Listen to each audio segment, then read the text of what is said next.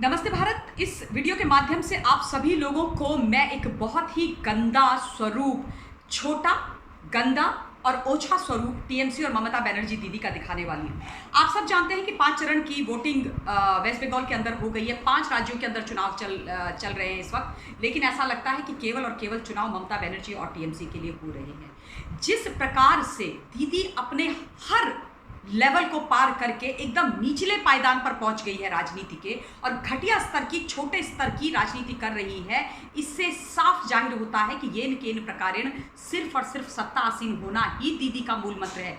जनता से कोई मतलब नहीं है, जनता से कोई लेना देना नहीं है, उनके जीवन और मरण से कोई लेना देना नहीं है।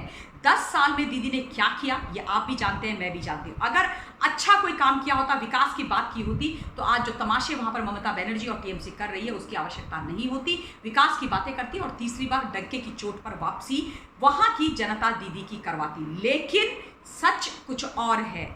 आज एक ऑडियो क्लिप बहुत बुरी तरीके से वायरल हो रहा है तमाम सोशल मीडिया प्लेटफॉर्म पर, और उस ऑडियो क्लिप में ममता बनर्जी अपने एक कैंडिडेट के साथ शीतलकुची में हुई हिंसा के बारे में बात कर रही हैं।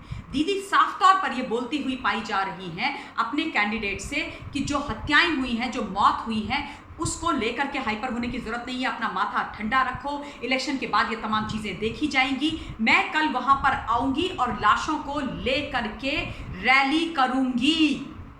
ये समझने वाली बात है, और ये बात दीदी ने बोली है। मेरे पास वो ऑडियो क्लिप है, वो भी मैं अपने चैनल पे आप लोगों को डालूंगी। आप लोग सुनेंगे तो आप हिल जाएंगे कि ये राजनीति का स्तर है ममता बनर्जी का, ये राजनीति का स्तर है टीएमसी का, जहां पर परिवारों में लोगों की मौत हो गई है और उन्हीं का काडर है ये। लेकिन उनके काडर को भी दीदी ने इतनी बुरी तरीके से निर्ममता के साथ हैंडल किया है जो सोच भी नहीं सकता कोई। कहती है कि मैं वहां जाऊंगी, कल आऊंगी और उसके बाद उन लाशों के साथ रैली करूंगी, यानी कि आरती सजाई जाएगी, ट्रक सजाए जाएंगे, और उसके बाद ममता दीदी झूठे आंसू रो करके पूरे शहर में घूमेंगी, तमाशा खड़ा करेंगी। उसके बाद बोलती है कि वो लोग कौन थे। कैंडिडेट बोलता है हमारे लोग थे। कहती है परिवार को बोलो कि शांति रखे, एफआईआर कराओ तो ध्यान से करना, वकील से पूछ करके करना, तुम मत कराना, पुलिस स्टेटमेंट लेने आए तो स्टेटमेंट मत देना। किसने किया है? सीआरपीएफ ने किया है, ऐसा कैंडिडेट बोलता है। कहती है मैं सीआरपीएफ को नहीं छोड़ूंगी, सीआरपीएफ पर एफआईआर करूंगी, जो जोनल एसपी है उस पर एफआईआर की जाएगी, जो आईजी है उसको भी नहीं छोड़ा जाएगा, इन सब को नहीं छोड़ा जाएगा। आप सोचिए ममता बनर्जी वर्दी वालों की क्या इज्जत रखती है। ममता बनर्जी के लिए राजनीति और अपने से ऊपर कोई नहीं है, अपने से आगे उनको कोई नहीं दिखता है। यानी कि सीआरपीएफ हो, एसपी हो, आईजी हो, ये तो दीदी के आगे कीड़े मकोड़े हैं। दीदी इनको ऐसे ही मसल दे अपने पैर के नीचे। इतनी सत्ता दीदी के दिमाग में चढ़ी हुई है, इतनी दम्भी और इतनी मक्कार है ममता बनर्जी की, इतनी गंदी उनकी राजनीतिक सोच है। और जनता को तो वो कुछ समझ ही नहीं रही है। लाशों के ऊपर राजनीति। जिंदा हो तो मेरे लिए वोट करो, मेरा सपोर्ट करो, गाजर मूली की तरह मेरे लिए कट जाओ, मर जाओगे तो तुम्हारी लाशें ले लेकर के मैं घूमूंगी और उसके बाद फिर मैं राजनीति करूंगी। अपने कैंडिडेट को बोल रही है कि ये साजिश है ताकि वहां पर वोटिंग ना हो, इसलिए तुम माथा ठंडा रखो, वोटिंग कराओ, वोटिंग पर ध्यान दो। ये सारी चीजें इलेक्शन के बाद देखी जाएगी, सारी तमाम चीजें मैं कर लूंगी, मैं हैंडल करूंगी। तुम वोटिंग पर ध्यान रखो, इलेक्शन पर ध्यान रखो, वोटिंग होनी चाहिए। यानी कि जो मर गए, जिन परिवारों में मातम पसर गया, चाहे वो टीएमसी के ही लोग हैं, उनकी कोई चिंता नहीं है। मर गए तो मर गए, मैं क्या कर सकती हूँ भाई, कोई फर्क नहीं पड़ता। हमें सिर्फ अपना चुनाव जीतना है और हमें अपना ध्यान फोकस केवल वोटिंग पर और चुनाव पर रखना है। बाकी चीजें बाद में देखी जाएंगी। सबको मैं उखाड़ करके फेंक दूंगी, सीआरपीएफ को उखाड़ दूंगी, मैं आईजी को, जोनल एसपी को, सबको उखाड़ दूंगी, सबको मैं सबक सिखाऊंगी। ये सोच है ममता बनर्जी दीदी की, और एक्सपोज हो गई है उस ऑडियो क्लिप से। अब मैं ये पूछना चाहती हूँ उन सूडो लिबरल से, इस तमाम लेफ्ट लिबरल कबाल से, ये तमाम लटियंस वाले लोगों से जो इस प्रकार की राजनीति में ममता बनर्जी का साथ दे रहे हैं, कि क्या उनको ये राजनीति का स्वरूप सही लगता है? क्या इस प्रकार की राजनीति इस देश के अंदर होनी चाहिए? क्या ये किसी नेता का स्वरूप होना चाहिए? क्या ये किसी मुख्यमंत्री का स्वरूप होना चाहिए? क्या इस प्रकार की सोच जनता के बारे में रखी जानी चाहिए? या फिर ये राजनीति बंद होनी चाहिए? ये लाशों की, खून की, ये रक्त रंजित राजनीति किसी के भी द्वारा हो, ये नहीं होनी चाहिए। जब वोट चाहिए तो दीदी द्वारे द्वारे फिर रही हैं। उनका तो खुद का पैर टूट गया, उस पर इतना तमाशा, और एक्सीडेंट से पैर टूटा, उस पर इतना तमाशा, हाय तौबा हो गई, पूरा बंगाल सर पे, पूरा देश सर पे उठा लिया गया। और ये कुछ लोग जो मारे गए, जो उन्हीं के काडर, उन्हीं के लोग थे, उनकी लाशों पर राजनीति कर रही है। उनके परिवारों से उनको कोई संवेदना नहीं, उनके परिवारों से कोई लेना देना नहीं। सीरियसली शर्म से झुक जाता है मेरा मेरा सर, जब मैं इस प्रकार की बातें ममता बनर्जी दीदी, एक महिला मेरी नाम राशि और इस तरीके की हरकतें कर रही है। और ये ऑडियो क्लिप सुनने के बाद तो मैं डेफिनेटली ये बोलना चाहती हूं कि nobody should vote for TMC there, क्योंकि ये घटिया राजनीति वहां पर बंद होनी चाहिए।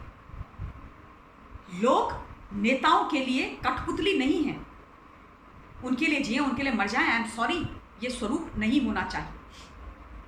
और ममता दीदी की जैसी अगर किसी भी नेता की सोच इस देश के अंदर है तो उस नेता को घर के अंदर का रास्ता दिखा देना चाहिए। उसको कोई हक नहीं है सत्ता में बैठने का, मुख्यमंत्री बनने का, प्रदेश को गवर्न करने का। जनता सरकार अपने लिए चुनती है। जनता वोट देती है विश्वास करके कि वो अगले 5 साल सेवा की जाएगी उनकी। यहां तो पहले ही, चुनाव से पहले इस तरीके का तमाशा किया जा रहा है।